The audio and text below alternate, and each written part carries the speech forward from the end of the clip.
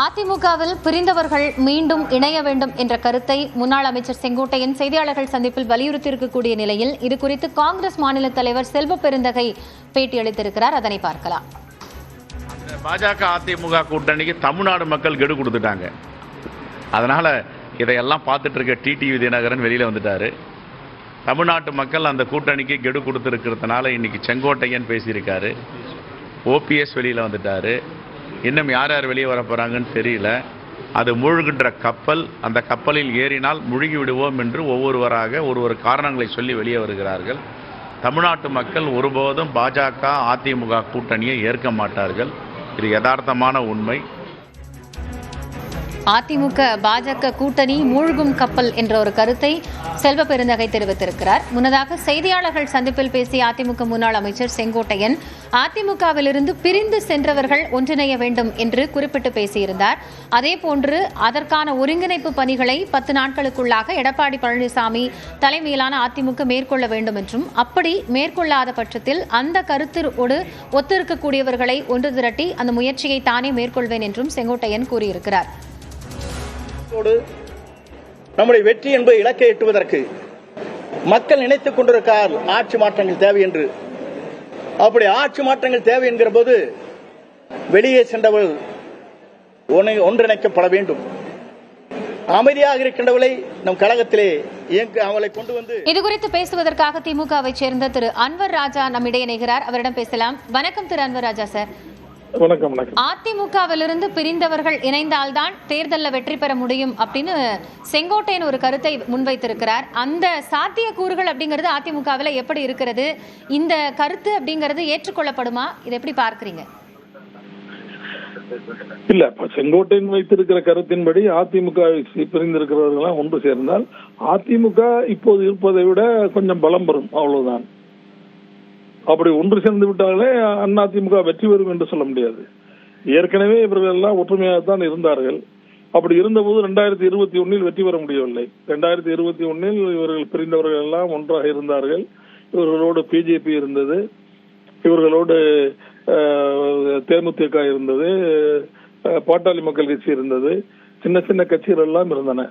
அப்படியெல்லாம் இருந்தும் கூட கடந்த சட்டமன்ற தேர்தலில் வெற்றி பெற முடியவில்லை. எனவே இப்போது அவைகள் எல்லாம் இப்போது இந்த அணியிலே இல்லை. எனவே இவர்கள் பிரிந்தவர்கள் ஒன்று சேர்ந்தால் ஒரு கட்சி இப்போது இருக்கிற மிக மெலிந்த நிலையில் இருக்கிற, மிகவும் செல்வாக்கு குறைந்த நிலையில் இருக்கிற அதிமுக ஒரு பலம் பெறுமே தவிர அது வெற்றிக்கான முயற்சியாக நிச்சயமாக இருக்காது.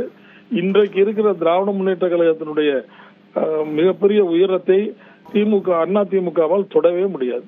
இல்ல, ஜெயலலிதா எம்ஜிஆர் காலத்தை குறிப்பிட்டு அவர் சில உதாரணங்களை சொல்றாரு. எந்த அளவிற்கு ஜெயலலிதாவை எதிர்த்து பேசிய நபர்களை அவர் அரவணைத்து சென்றார் அப்படின்னு. அந்த மாதிரியான ஒரு சூழல் மூத்த நிர்வாகிகளை அரவணைக்கும் போக்கு இல்லைங்கிறதையும் வெளிப்படையா இபிஎஸ் மீதான ஒரு குற்றச்சாட்டா வைத்திருக்கிறார். அப்போ ஒரு தலைமை மீதான ஒரு குற்றச்சாட்டா இதை பார்க்கலாமா? உங்களுக்கும் அந்த அதிருப்தி முன்னர் காலத்துல இருந்தது இல்ல? நான் ஏற்கனவே இவர் என்ன இப்போ செங்கோட்டையன் என்ன பொது வெளியில் சொல்கிறாரோ இதை நான் மிக கடுமையாக அவரிடம் பல நேரங்களில் நேரடியாக பேசியிருக்கிறேன். நேரடியாக பேசியிருக்கும் போதெல்லாம் அவர் ஒரு காலம் அதை ஒப்புக்கொள்ள முடியாது என்று சொல்லியிருக்கிறார். பல நேரங்களில் இதனால் எனக்கும் அவருக்கும் தனிப்பட்ட முறையில் மன வருத்தங்கள் எல்லாம் ஏற்பட்டிருக்கின்றன. நான் 2021 தேர்தலிலே கூட அப்போது வைத்த கூட்டணி வேண்டாம் என்று சொன்னேன். வேண்டாம், 10.5 வேண்டாம், பிஜேபி கூட்டணி வேண்டாம், நீங்கள் டிடிவி சார் அவர்களை சேர்த்துக் கொள்ள வேண்டும். இதெல்லாம் செய்திருந்தால் நிச்சயமாக அதிமுக ஆட்சி இழந்திருக்காது. அதையெல்லாம் நான் அப்போதே சொன்னேன். அவர்கள் யாரும் அதை ஏற்றுக்கொள்ளவில்லை. இப்போது மிக மிக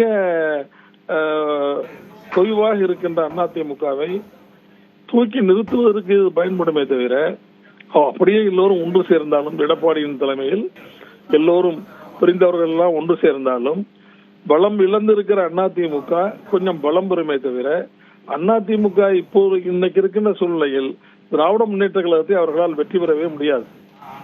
திராவிட முன்னேற்ற கழகம் வலுவான கட்சியாக இருக்கிறது. அதுவும் நம்முடைய தளபதி ஸ்டாலின் அவர்கள் தலைமையில் இருக்கின்ற இந்த இயக்கம் மக்களோடு நேரடியாக தொடர்பு வைத்திருக்கின்ற இயக்கமாக இருக்கிறது. எனவே இதை வெற்றி கொள்ளணும் என்பது மிக மிக கடினம். நன்றி திரு அன்வர் ராஜா. அரசியலில் எந்த காட்சிகளும் மாறக்கூடிய சூழல் இருக்கக்கூடிய ஒரு காலத்தில் எது போன்ற மாற்றங்கள் வரும் என்பதை பொறுத்திருந்து பார்க்கலாம். செங்கோட்டையினுடைய கருத்து ஏற்றுக்கொள்ளப்படுமா? பிரிந்தவர்கள் அதிமுகவில் மீண்டும் இணைந்து தேர்தலில் வெற்றி பெறுவதற்கான வாய்ப்பு உண்டாகுமா? அல்லது பிரிந்தவர்கள் தான் என்ற கருத்தில் திட்டவட்டமாக இருக்கக்கூடிய எடப்பாடி பழனிசாமியின் பயணம் தொடருமா என்பதெல்லாம் பொறுத்திருந்து பார்க்க வேண்டியதாக இருக்கிறது. தொடரும் அண்மை செய்திகளுக்கு இணைந்திருங்கள். இது நியூஸ் 18 தமிழ்நாடு.